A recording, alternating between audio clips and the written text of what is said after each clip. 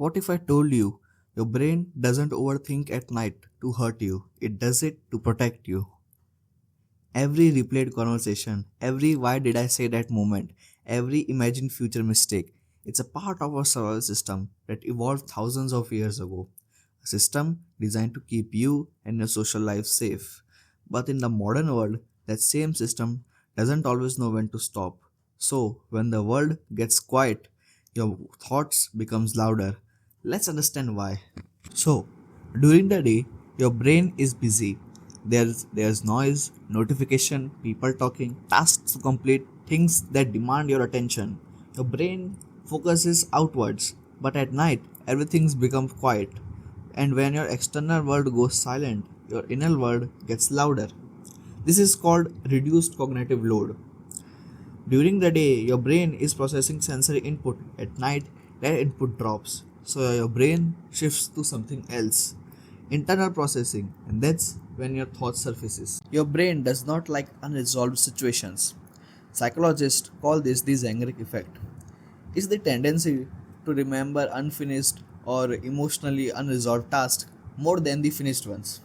So, earlier this day, if you felt embarrassed, if you felt awkward, if you did an awkward interaction, or perhaps you did a difficult conversation, or you failed in it, it's not a failure, but your brain remembers it as one. It remembers it as a mistake. Your brain stores it as an unfinished business, and at night, when there are fewer distractions, it tries to process it, not to torture you, of course, not to torture you, but to resolve it. Your brain is trying to protect you because thousands of years ago, social rejection could mean isolation, and isolation could mean danger. So your brain treats social mistakes seriously. Even today, there's also something biological happening in your brain. At night, when your body begins to lower cortisol level, cortisol, as we know, is just stress hormone that keeps you alert and focused throughout the day. But when the cortisol level drop, your emotional regulation becomes softer. You are more vulnerable. That's why sadness feels heavier at night, regret feels stronger, loneliness feels deeper.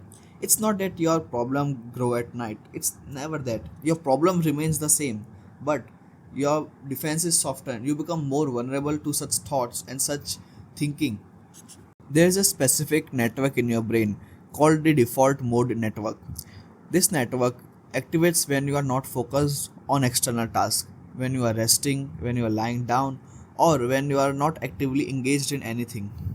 This network is responsible for self reflection, memory replay, social thinking. So, when you are in bed doing nothing, this network turns on and it starts asking, what happened today? Did I say something wrong? What if this goes badly tomorrow?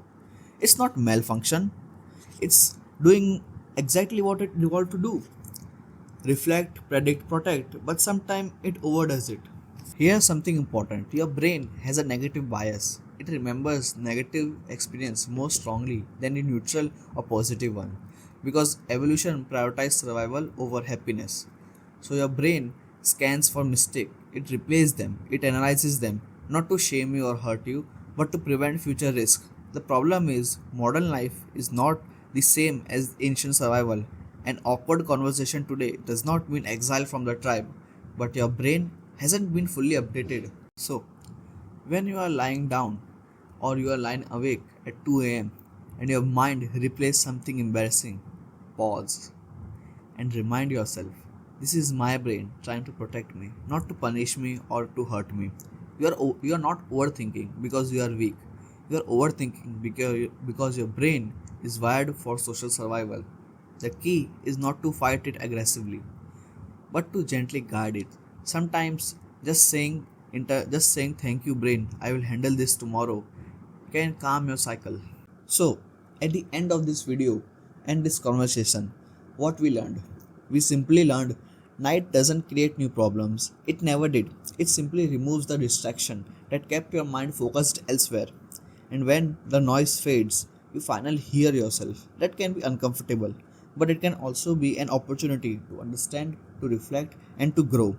If you experience this, you are not alone. You are a human, and your brain is simply doing what it was designed to do, to protect and ensure your and its survival. So, if this video helped you or made you understand something new, please consider dropping a like and a subscribe. And till then, until next time at Cognitive Space.